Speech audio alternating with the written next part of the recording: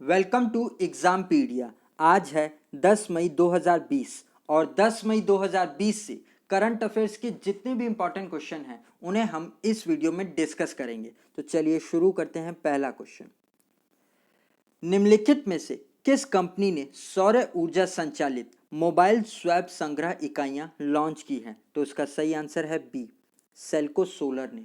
तो अभी SELCO solar light private limited ने ग्रामीण क्षेत्रों में स्वास्थ्य कार्यकर्ताओं की मदद के लिए एक सौर ऊर्जा से संचालित समाधान शुरू किया है, जिसमें एक मोबाइल स्वैप कलेक्शन वैन के ऊपर एक सोलर पैनल लगाया गया है, जो कुछ इस प्रकार दिखता है। आपने ऐसा कई बार देखा होगा कि स्वास्थ्य कर्मियों को गर्मियों के महीनों के दौरान लंबे समय तक सूरज की रोशनी में पार्क किए गए वाहन के साथ काम करना पड़ता है, जिसमें ग्रामीण क्षेत्रों में लाइट की समस्या हो जाती है। तो इस नई पहल से की मदद से स्वास्थ्य कर्मियों को कुछ हद तक लाभ पहुंचेगा और वो ज़्यादा से ज़्यादा काम करने में समर्थ हो पाएंगे, जिसे अभी कर्नाटक के उडुपी डिस्ट्रिक्ट के कुंदापुर तालुक में शुरू किया गया है। अब SELCO solar light private limited के बारे में जान लेते हैं। तो इसकी स्थापना 1995 में हुई थी। इसका हेडक्वार्टर बेंगलुरु में है। इसके एमडी सीईओ हैं हर्ष हंदे। अब आगे बढ़ते हैं। हाल ही में किस राज्य सरकार ने प्रवासियों के लिए प्रवासी राहत मित्र ऐप लॉन्च किया है? तो इसका सही आंसर है सी, उत्तर प्रदेश ने।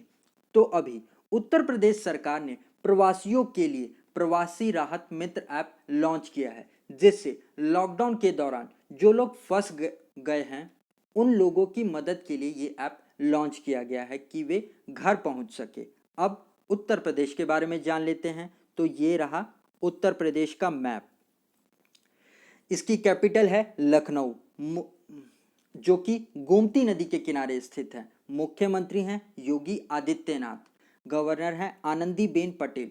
इसके अलावा भी आयुष कवच कोविड ऐप और वेंटिलेटर बेड की सुविधा उत्तर प्रदेश में ही शुरू हुई है और उत्तर प्रदेश का किंग जॉर्ज मेडिकल यूनिवर्सिटी पहला सरकारी अस्पताल है प्लाज्मा थेरेपी का इस्तेमाल करने वाला, और कोरोना वायरस की पूल टेस्टिंग करने वाला भी ये पहला राज्य है। और उत्तर प्रदेश में ही जियो टैग कम्युनिटी किचन भी शुरू किया गया है। आप इसे भी याद रखिएगा। अब आगे बढ़ते हैं। हाल ही में मूडीज ने वित्त वर्ष 2021 के लिए भारत की जीडीपी विकास दर को घटाकर कितना रहने का अनुमान लगाया है? तो इसका सही आंसर है ए, 0%। तो अभी मूडीज ने वित्त वर्ष 2021 के लिए भारत की जीडीपी ग्रोथ रेट को 0% रहने का अनुमान लगाया है। ये सब कुछ कोरोना वायरस और लॉकडाउन के कारण बताया जा रहा है, और इसके अलावा भी कुछ एजेंसियों ने और प्रोजेक्शन किए हैं, वो भी देख लेते हैं। तो ये सब वित्त वर्ष 2020-21 के लिए लगाया गया है। तो आईएमएफ इंटरनेशनल मॉनिटरी फंड ने 1.9% बताया है, यूएन ने 4.8%, इंडियन रेटिंग्स ने 1.9%, क्रिसिल ने 1.8%, कन्फेडरेशन ऑफ इंडियन इंडस्ट्री ने कम से कम -0.9% और ज़्यादा से ज़्यादा 1.5%, वर्ल्ड बैंक ने 1.5%, फिच रेटिंग्स ने 0.8%, S&P स्टैंडर्ड्स एंड पुअर्स ने 1.8%, SBI ने 1.1%, ADP एशियन डेवलपमेंट बैंक ने 4% बताया है फाइनेंशियल ईयर 2020-21 के लिए, बल्कि मूडीज ने ही फाइनेंशियल ईयर 2022 के लिए बताया है 6.6%। तो इसे आप याद रखिएगा। अब आगे बढ़ते हैं। हाल ही में मुंबई के नए नागरिक प्रमुख के रूप में किसे नियुक्त किया गया है? तो इनका नाम है ए, इकबाल चहल को। तो अभी ग्रेटर मुंबई के म्युनिसिपल कॉरपोरेशन के प्रमुख के रूप में इकबाल चहल को नियुक्त किया गया है। इकबाल चहल जो इससे पहले राज्य के शहरी विकास विभाग के प्रधान सचिव थे, जिनको अभी म्युनिसिपल कॉरपोरेशन का प्रमुख बनाया गया है। इन्होंने प्रवीण प्रदेशी की जगह ली है। अब दूसरे ऑप्शंस भी देख लेते हैं। तो बी, मोहम्मद रफीक, इनको अभी उड़ीसा हाईकोर्ट का चीफ जस्टिस नियुक्त किया गया है। सी, विश्वनाथ आनंद, को अभी मेघालय हाईकोर्ट का चीफ जस्टिस नियुक्त किया गया है। डी, दीपांकर दत्त को अभी बॉम्बे हाईकोर्ट का चीफ जस्टिस नियुक्त किया गया है। ये सब बहुत इंपॉर्टेंट नाम है, इन्हें आप याद रखिएगा। और गाइस, अगर ये वीडियो आपको अच्छा लग रहा है और आपके आने वाले एग्जाम के लिए हेल्पफुल है तो इसे लाइक और अपने फ्रेंड्स के साथ शेयर ज़रूर करिएगा। और अगर आप इस वीडियो को पहली बार देख रहे हैं तो इस चैनल को सब्सक्राइब ज़रूर कर लीजिएगा। और अगर इन वीडियोज़ में आप कुछ ऐड करवाना चाहते हैं तो ज़रूर कमेंट करके बताइए। अब आगे बढ़ते हैं। निम्नलिखित में से किसने कोविड-19 के संयोजन के लिए भारतीय प्रौद्योगिकी का संकल्प तैयार किया है? तो इसका सही आंसर है सी, राष्ट्रीय अनुसंधान विकास निगम ने। तो अभी CSIR के मुख्यालय ने एक compendium of Indian technologies for combating कोविड-19 tracking, testing and treating launch किया है, जिसे राष्ट्रीय अनुसंधान विकास निगम ने तैयार किया है। इस संग्रह में 200 कोविड-19 संबंधित भारतीय तकनीकों के बारे में जानकारी दी जाएगी, जिसमें मुख्य रूप से 3 कैटेगरी बनाई गई है, जो हैं ट्रैकिंग, टेस्टिंग और ट्रीटिंग।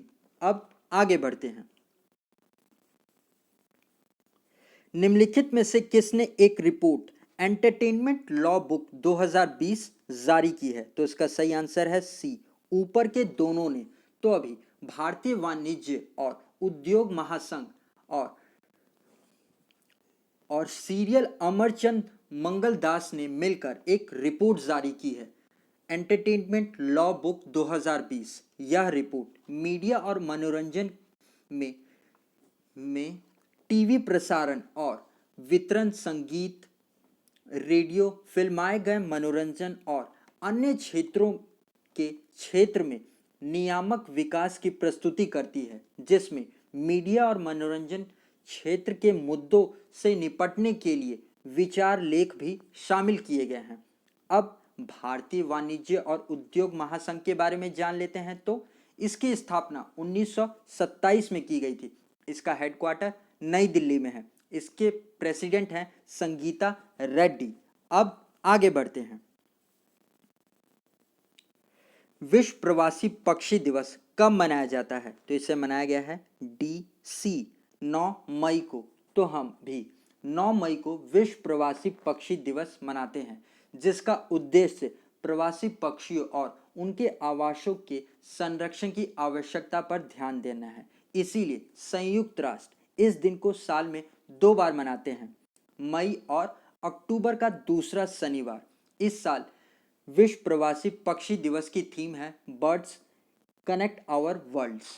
और ये इंपॉर्टेंट डेज वाला क्वेश्चन है, तो अगर आप इस वीडियो को ध्यान से देखते हैं तो इस महीने के जितने भी इंपॉर्टेंट डेज अभी तक आए हैं उन्हें कमेंट में जरूर लिखकर बताइए। अब आगे बढ़ते हैं। हाल ही में मेलबर्न क्रिकेट क्लब के अध्यक्ष के रूप में अपना दूसरा कार्यकाल कौन शुरू करने वाले हैं? तो इसका सही आंसर है ए, कुमार संगकारा। तो अभी Kumar Sangakkara Melbourne cricket club के अध्यक्ष के रूप में अपना दूसरा कार्यकाल शुरू करने जा रहे हैं। आपको बता दें कि पारंपरिक रूप से मेलबर्न क्रिकेट क्लब के अध्यक्ष का पद केवल 12 महीने का ही होता है।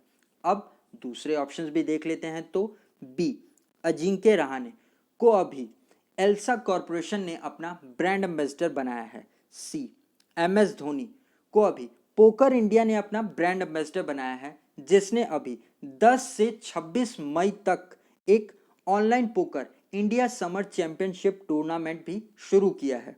डी, शार्दुल ठाकुर को अभी टाटा पावर का ब्रांड एम्बेसडर बनाया गया है।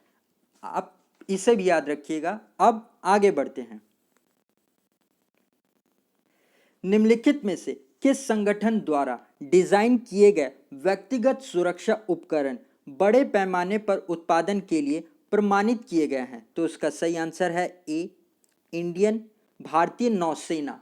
तो अभी भारतीय नौसेना के द्वारा डिजाइन किए गए व्यक्तिगत सुरक्षा उपकरण को बड़े पैमाने पर उत्पादित और उपयोग करने के लिए प्रमाणित किया गया है।